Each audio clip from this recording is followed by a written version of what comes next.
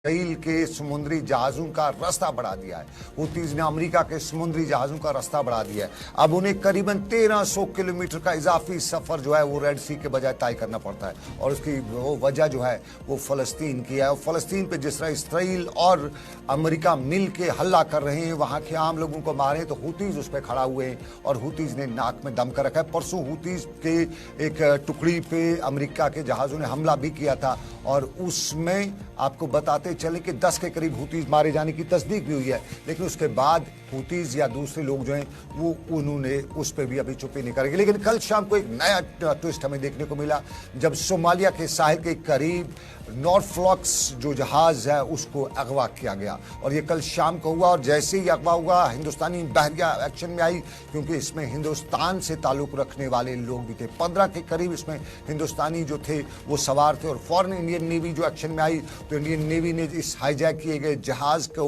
ऊपर परवाजें शुरू कर दी। हिंदुस्तानी बहरिया ने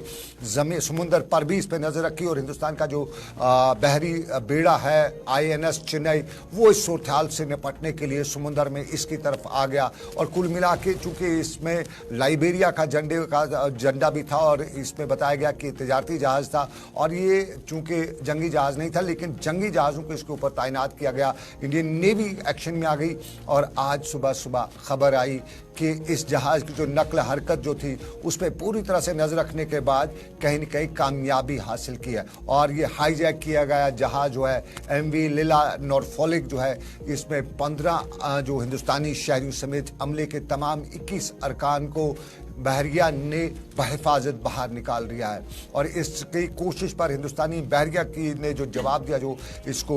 यरगमाल करने की, और तमाम 21 के अमले के लोगों को जो है वो मार्कोस जो है फौज नेवी के उनने निकाल लिया। और अभी हाईजैकरों के हवाले से क्या हुआ, क्या कोई लड़ाई वहाँ पे हुई, क्या गुफ्तगू हुई, उसकी अभी कोई बात नहीं आ रही है। लेकिन जो लोग इसमें सवार थे उनको रेस्क्यू कर लिया है और बताया जाता है कि 300 नॉटिकल माइल जो सोमालिया के मशरक में इस जहाज़ को जो है वो किडनैप किया गया था। और ये जहाज़ जो है ये ब्राज़ील के पोर्ट ड्वाका से बहरीन की तरफ सफ़र में था और इससे बीच में जो है किडनैप किया गया था। और इसके किडनैपिंग की वजह से चूंकि इस वक्त दुनिया एक तूफ़ान से गुजर रही है, दुनिया में ये तूफ़ान जो है ये ख़ास तौर पे देखा जाए तो ये इसराइल और फ़लस्तीन का जो कन्फ्लिक्ट है, वो कन्फ्लिक्ट हम उसे नहीं कहते हैं, उससे हम यही कहेंगे क्योंकि ये फ़लस्तीन जो है न उनके पास गोली है न डंड कुछ है, एक डंडा लेके इसराइल के उन गोलों का जो मुकाबला कर रहे हैं जो ज़मीन से करीबन 40 फुट नीचे भी ज़मीन में धंस के बिल्डिंग्स को मिसमार कर देते हैं। तो वहाँ पे जो तादाद है आम शहरियों की, निहत्ते शहरियों की जिनके पास कुछ जवाब देने को नहीं है, उनके मरने की तादाद जो है, मारने की तादाद जो है 20,000 से ऊपर एक हफ्ता पहले हो चुकी थी। लगातार कल भी 200 के करीब फ़लस्तीनी जो आम शहरी मारे जाते हैं, अस्पतालों पर बमबारी की गई, स्कूलों पर बमबारी की। तो कहीं ना कहीं माना यह भी जा रहा है कि ये इसका जवाब है, जो होती से लेकर जो दूसरे लोग हैं वो जवाब दे रहे हैं। और इसके बीच में चूँकि इस इलाके से अब जो समुद्री जहाज़ गुजर रहे हैं तो उसमें ये अब देखा नहीं जा रहा है कि किस जहाज़ किस मुल्क का है।